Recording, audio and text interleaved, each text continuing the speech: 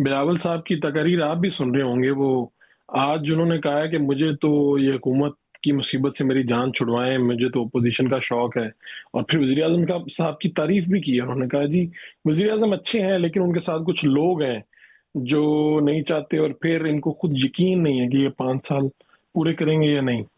तो ये बताएं, ये क्या इत्तेहाद तो है, लेकिन ये जो तकरीर, और फिर वो बार बार कहते हैं नून लीग ने डाका मारा है कश्मीर में, तो ये क्या मामला है जी?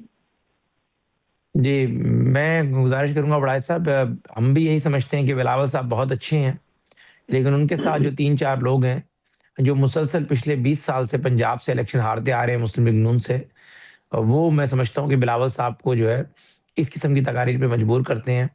या इस वक़्त उन्होंने जिन पर तवक्कल किया हुआ है, ख़ास तौर पर नियर बुखारी जैसे लोग जो हैं, पिछले मैं समझता हूँ कि 2002 की असेंबली हो, 8 की असेंबली हो, 13 की असेंबली हो, 18 की असेंबली हो या 24 की, ये लोग जो है कुछ इलेक्शन हारते रहे और कुछ इलेक्शन में इन्होंने कंटेस्ट भी नहीं किया।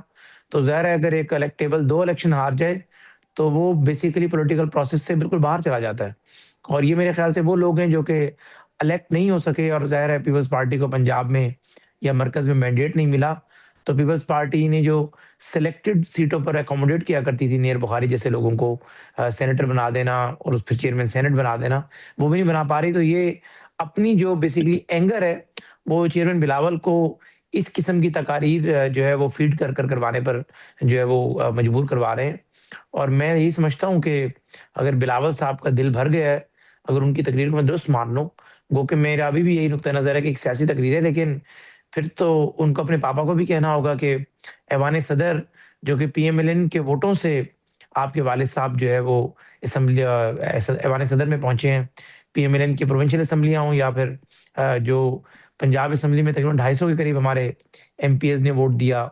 मरकज़ में तकरीबन 123 के करीब एमएनएज़ ने वोट दिया। इस तरह बलूचिस्तान में भी हमारे एमपीएस ने वोट दिया, तो सदर का इलेक्शन कंप्लीट हुआ।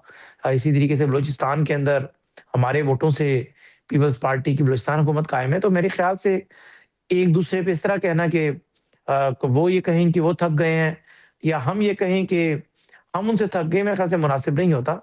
जब आप इत्तेहाद में चल रहे होते हैं, तो एक-दूसरे का रिगार्ड करते हैं।